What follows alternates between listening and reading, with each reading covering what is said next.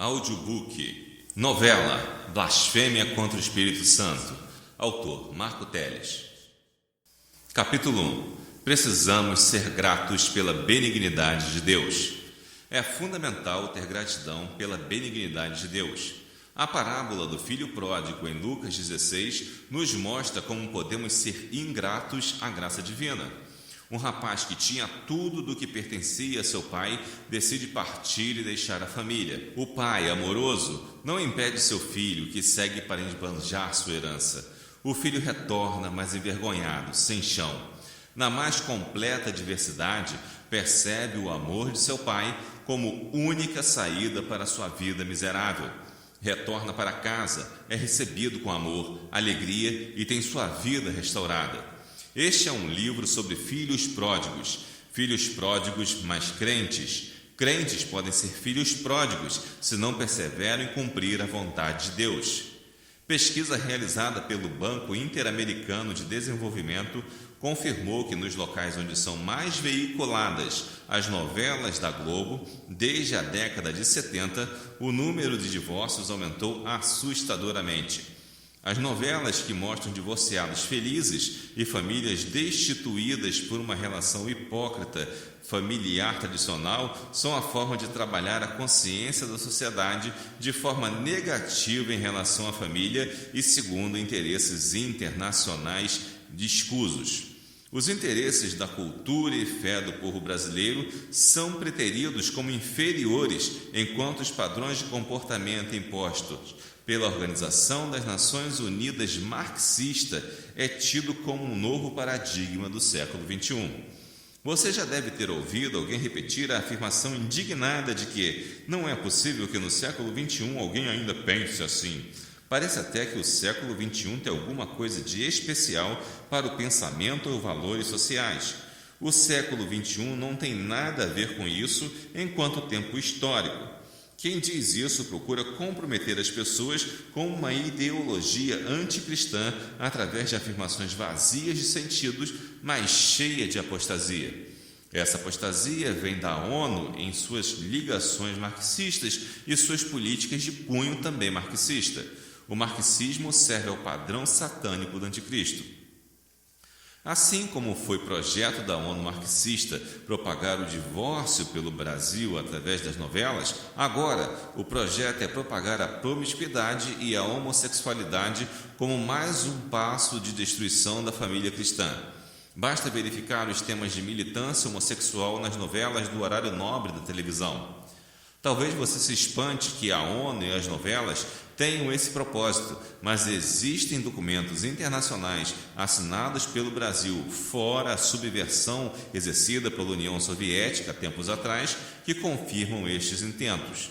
Como crentes em Cristo, este livro é para cristãos. Não podemos ser solidários com essa manipulação social que está acontecendo, especialmente porque tal manipulação é de oposição ao cristianismo como base moral da sociedade.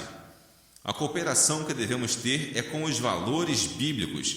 Precisamos anular toda interferência maligna que entra em nossos lares com estímulos para a prática do mal. Vejamos o que a Sagrada Escritura diz sobre isso. Em Salmos 101:3 lemos: Não porei coisa má diante dos meus olhos, odeio a obra daqueles que se desviam, não se me pegará a mim. Muitas famílias cristãs, ao contrário, têm colocado coisas más diante de seus olhos através das novelas da militância. Precisamos seguir a Bíblia. É fundamental que desliguemos nossos aparelhos de TV que mostram práticas mundanas e perniciosas, pois o apóstolo Paulo diz aos Efésios: porque o que eles fazem oculto, até dizê-lo é torpe. Efésios 5:12. Talvez você goste da ideia de existir uma organização de união internacional. A ideia em si não é ruim, é até bonita, mas coincide perfeitamente com os objetivos de um governo mundial do homem da iniquidade, conforme prevê as Sagradas Escrituras. A ONU é o lugar mais propício da história atual para o surgimento do príncipe da apostasia.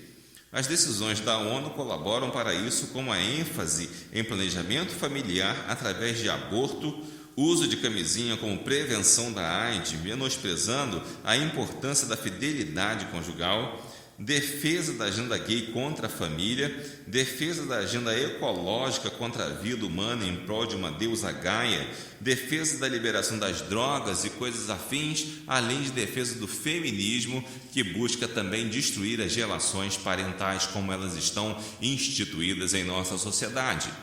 Um verdadeiro cristão deve ter preferência pelo reino de Deus e não pelos reinos deste mundo. Somos o povo de Deus na terra e não podemos agir como os antigos israelitas, a quem Deus disse: eu vos introduzi em terra fértil para comerdes o seu fruto e o seu bem. Mas quando nela entrastes, contaminastes a minha terra e da minha herança fizestes uma abominação. Esse texto se refere, por extensão, aos evangélicos de hoje. Recebemos uma bela terra dada por Deus, mas estamos permitindo sua contaminação. Não por lixo tóxico, mas por abominações aos olhos de Deus que aceitamos que entrem em nossos lares pelas novelas da televisão. A novela é uma das formas de atuação dessa ideologia demoníaca. Não é a única, mas é a principal. Não podemos permitir a abominação em nossa família e em nossas casas. A telenovela é uma forma de teatro. Já na antiguidade, o teatro era usado como forma de regulação social. Na antiga Grécia, peças trágicas eram encenadas com o objetivo de cultivar a virtude. Esse cultivo era feito pelo contato com tragédias nas vidas dos personagens que inspiravam o cidadão comum a não cometer aquelas falhas. Era o que se chama catarse, que é um tipo de purificação psicológica. Ao perceber a gravidade dos atos encenados, o cidadão grego deveria rejeitar aquelas atividades. A catarse tinha o sentido de vomitar o mal em suas entranhas como purificação para a realização do bem para a sociedade. As telenovelas têm um papel inverso. É como o cão que volta ao vômito, diz-nos o apóstolo Pedro. Deste modo, sobreveio-lhes o que por um verdadeiro provérbio se diz: o cão voltou ao seu vômito, e a porca lavada ao espojadouro de lama. 2 Pedro 2,22. Aqueles que veem novela não assistem à derrocada do mal, pois o mal é sempre exaltado em suas histórias. Assistem, sim, ao triunfo da abominação contra Deus. A pregação da militância gay nas novelas é claramente abominação a Deus, além de outras militâncias. Veja conforme Levítico 18:22. Com homem não te deitarás como se fosse mulher, abominação é. Como é possível que em lares cristãos possa entrar todo tipo de perversidade e abominação a Deus? Veja que tal abominação é declarada nas Escrituras, como vimos acima e veremos à frente.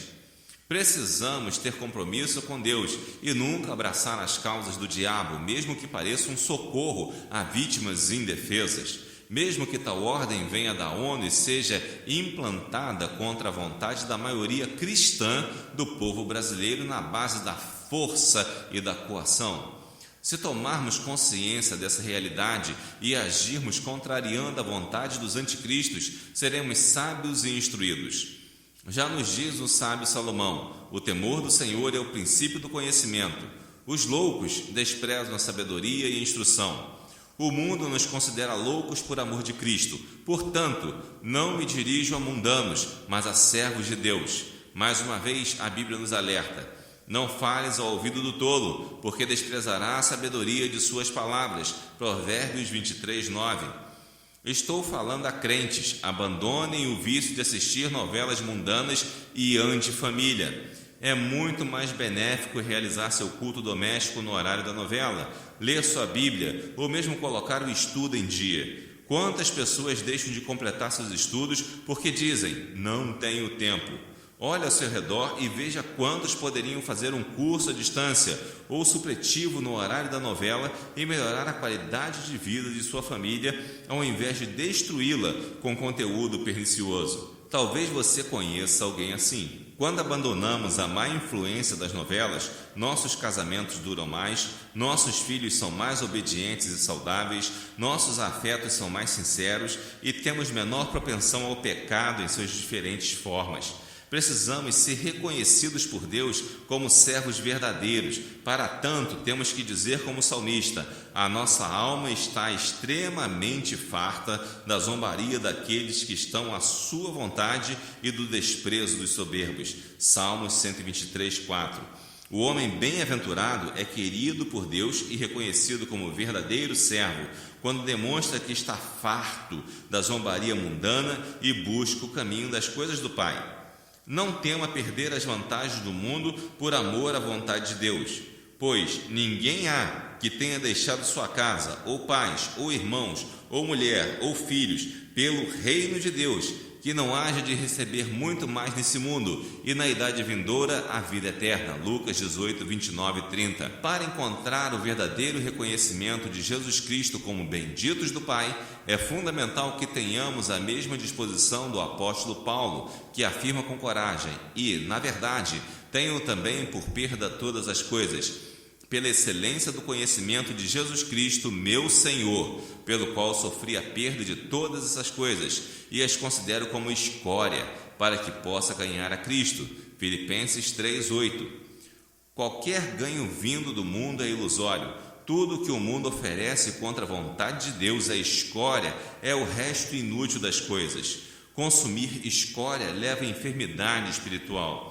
As novelas anticristãs são escória, da qual precisamos nos libertar como vício que é. Com certeza somos fracos para superar esse assédio contra a moral cristã, mas Deus é todo-poderoso. Ele não é superpoderoso, pois superpoder tem limite. Deus é todo-poderoso, Ele tem todo o poder. Mesmo que nos consideremos fracos para enfrentar essa situação, precisamos procurar ser fiéis a Deus.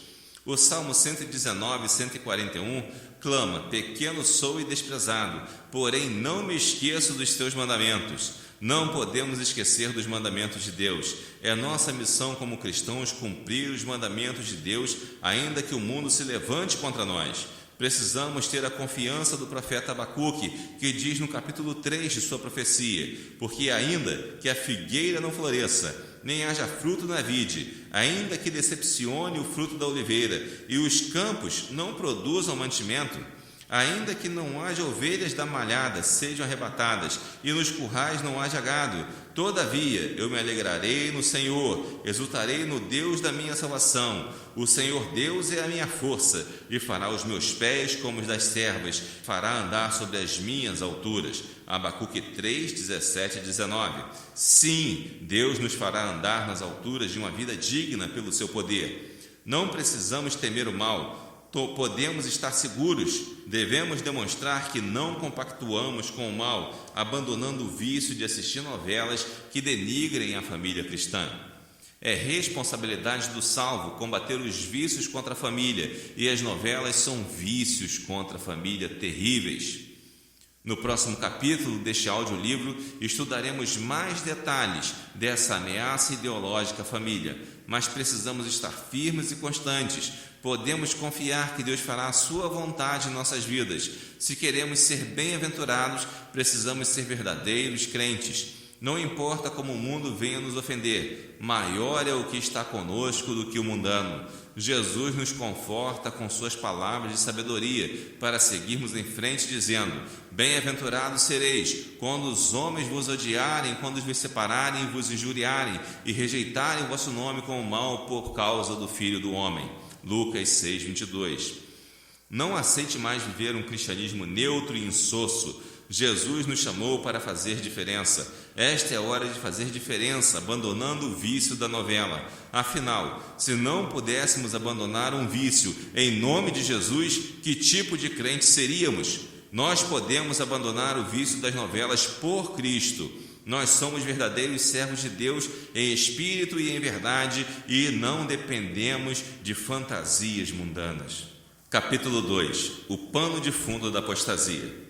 Meados da década de 80, fim da cortina de ferro, fim do governo militar, surgimento do neoliberalismo, profusão de ideias místicas sobre nova era de Aquário. A TV passava reprises do musical hippie e esotérico Hair, que apregoava uma nova era mística de onde surgiria um mundo melhor sem Cristo. Nesta mesma época, a produção fonográfica evangélica vendia muito mais do que as gravadoras seculares. Alguns músicos evangélicos cresceram o olho no mercado secular. Neste mesmo período, cantores evangélicos tomavam as primeiras páginas dos jornais. Uma cantora gospel chegou a ser exaltada pela grande mídia como a Madonna dos crentes. devido ao seu sucesso e performance, pois depois dessas coisas nada foi mais o mesmo. Nas livrarias seculares, muito mais que a metade dos livros era sobre esoterismo, projeção astral e bruxaria em geral. Eram os livros que defendiam a nova era de Aquário. Essa nova era representava uma nova ordem cósmica para seus defensores, baseados nos signos do zodíaco, assim como a era de Peixes foi a era do cristianismo. Eles entendiam que entrando no signo de Aquário seria restaurada uma antiga ordem ancestral que superaria o cristianismo. Esse era o discurso pagão dominante e amplamente propagado nas instituições de ocultismo enlatados da época. Parece estranho, mas isso foi uma prática de programação espiritual do povo para uma nova ordem mundial. Essa nova ordem incluía o globalismo. O mundo era alardeado com a grande aldeia global, onde, graças à internet, as barreiras entre nacionalidades seriam rompidas. Com esse princípio ocultista em mente, iniciaram as negociações para os mercados comuns que surgiriam depois. O neoliberalismo era combatido como coisa de imperialismo americano, mas tal combate fazia parte de uma arquitetura de coisas. Segundo o economista José Amorim Narcer, o neoliberalismo é socialismo travestido de liberalismo econômico, pois seu projeto, ao contrário do liberalismo, era estatizante. Pior, procurava estatizar a nível mundial com um único governo, o que aponta para o governo do anticristo. Correndo ao lado, a tecnologia avançava como nunca. Muitos já conjecturavam sobre um dispositivo como a marca da besta, mas a coisa foi muito pior. Durante todo o regime comunista em todos os países, a perseguição ao cristianismo foi prática oficial do Estado comunista. Após a queda do Muro de Berlim, os comunistas tiveram acesso irrestrito a todos os países e aos cargos de comando na ONU. Isso gerou uma infestação ideológica no principal órgão internacional, que foi muito estratégica para a revolução cultural que já estava em curso pelo menos desde a década de 40. Com ações comunistas de propaganda contra a informação e desinformação do povo, os políticos corruptos faziam uma lavagem cerebral naquela geração. Após a saída do Brasil do regime militar, a mídia patrocinada aumentou a exaltação moral aos políticos de esquerda como a solução para um país corrupto. Ouvir isso em 2015 soa absurdo, mas esquerdistas se diziam defensores da moral pública. Se nós considerarmos que partidos esquerdistas têm atacado a família cristã de diversas formas insistentemente no Congresso Nacional, podemos perceber que a noção de moral deles é extremamente promíscua. Voltemos à tecnologia. O dispositivo eletrônico de controle do anticristo ainda não se realizou, mas a marca da besta já está em muitas pessoas. O Apocalipse é um livro simbólico. A marca da besta nas mãos e na testa significam que o que as pessoas fazem com as mãos e os pensamentos seriam corrompidos a tal ponto que as pessoas fariam e pensariam como servos do anticristo. A ideologia socialista se encarregou de fazer isso com a ajuda do ocultismo e a permanente ameaça tecnológica que distraía as pessoas da verdadeira ameaça política e ideológica. Sem querer estender muito sobre assuntos históricos e nem mesmo querer ser exaustivo ou conclusivo, mas sendo apenas necessário, precisamos lembrar do papel da revolução cultural ainda vigente hoje em dia, neste contexto. A revolução cultural é uma prática comunista que pretende tornar todos os países em comunistas ou socialistas, que dá na mesma coisa, pela mudança da cultura de cada país.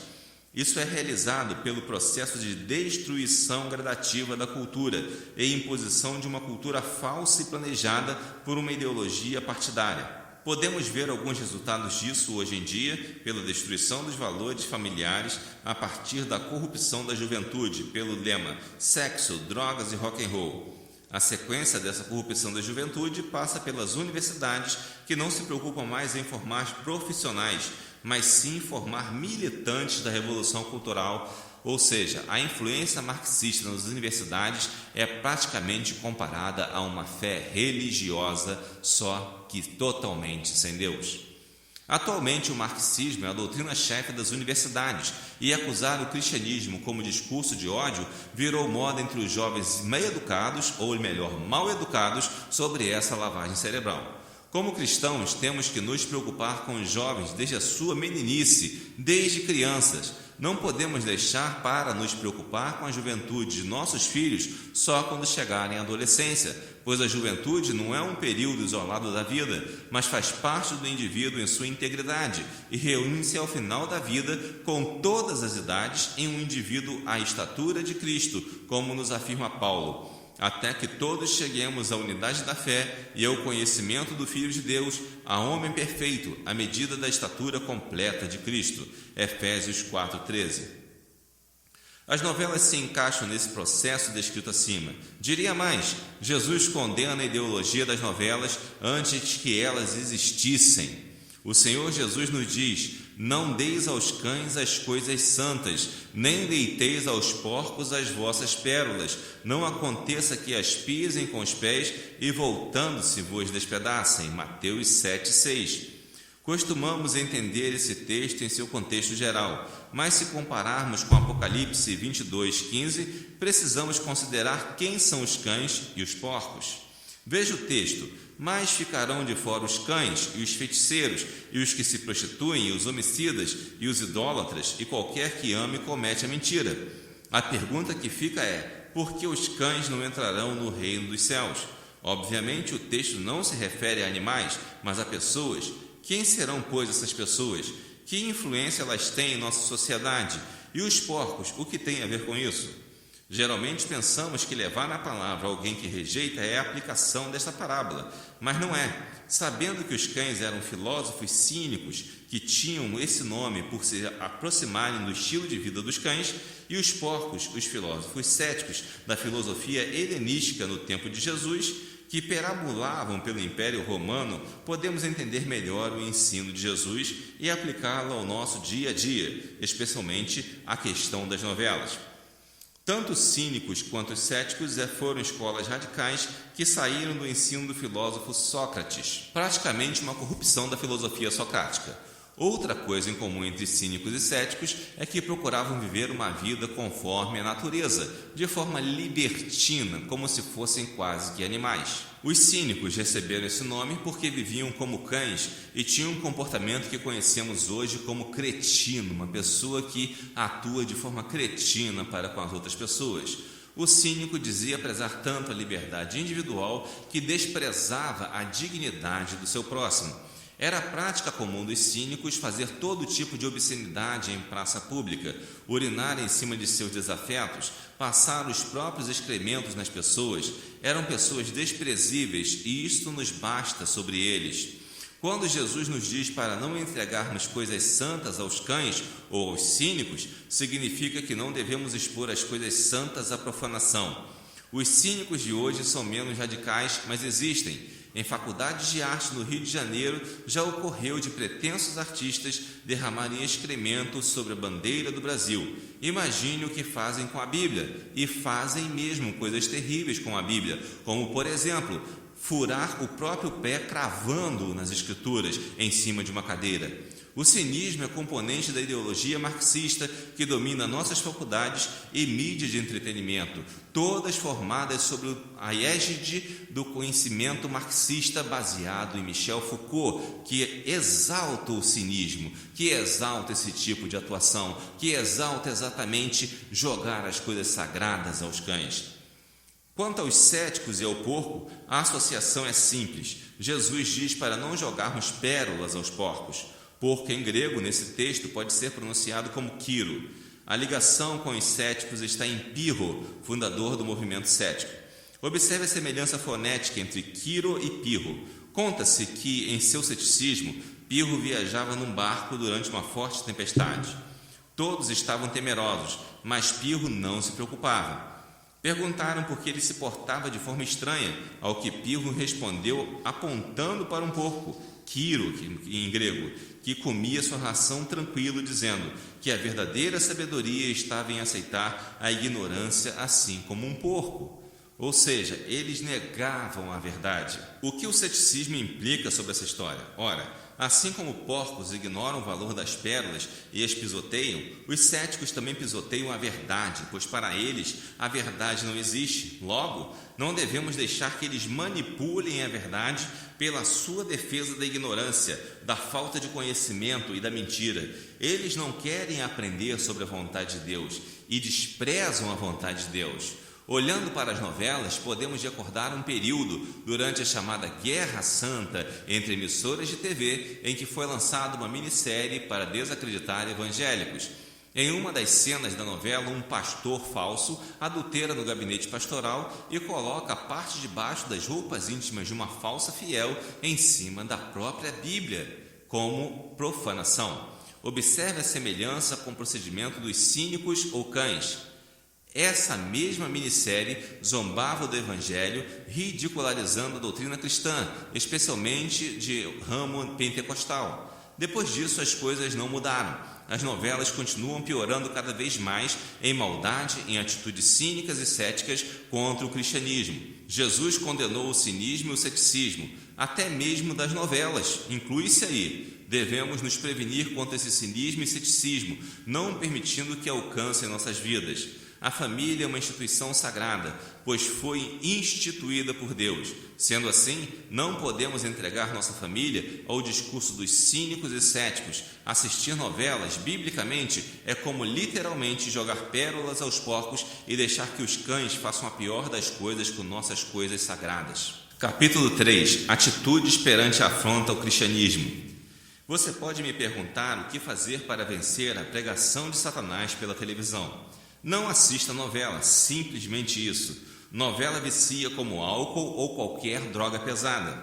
Assim como químicos de drogas sabem como seu cérebro funciona com produtos químicos para viciar, o neuromarketing sabe como trabalhar seu cérebro para viciá-lo a um estímulo oferecido pela novela. Querer dar exemplo de virtude a seus filhos assistindo novela é uma total contradição. Talvez muitos problemas que as pessoas têm com seus filhos advenha desse falso exemplo, dessa incapacidade de perceber que estão sendo incoerentes no exemplo que dão aos seus filhos ao assistir uma novela. A seguir, temos uma lista de possibilidades para eliminar o vício de novelas da sua vida. É necessário que você abandone esses vícios para que você tenha uma vida saudável. E para isso você precisa fazer o culto doméstico, ir mais vezes à igreja, aprender e fazer e vender um artesanato. É uma terapia excelente e ainda traz algum lucro. Dedique também mais tempo à leitura da Bíblia. Faça um curso à distância no horário da novela e melhore as condições de sua família. Una a família para contar histórias de seu passado ou do passado de outras pessoas da família. Contar histórias e ouvir histórias é muito mais estimulante do que assistir novelas e deixará você mais inteligente, coisa que a novela não pode fazer. Aproveite para ler um bom livro e cultivar o hábito de leitura também. Tenha mais saúde. Se você abandona a novela, terá mais saúde, pois terá menos estímulo na hora de dormir, indo naturalmente para um sono mais renovador. Informe-se pelo rádio e pela internet. Os telejornais são muito ruins e repetem o pior jornal do dia. Use locadoras virtuais para assistir os filmes que você quiser. Se possível, assine uma TV a cabo com canais de documentários. Vá fazer uma caminhada ou andar de bicicleta depois da janta com a família. Aprenda um instrumento musical como flauta, gaita, violão, teclado ou qualquer outro. O importante é louvar a Deus. Ensaie cânticos para apresentar na igreja com a família. Ensaie peças evangelísticas com a família. Escreva um blog evangélico sobre assunto de seu interesse, como culto infantil, família, escola dominical, etc.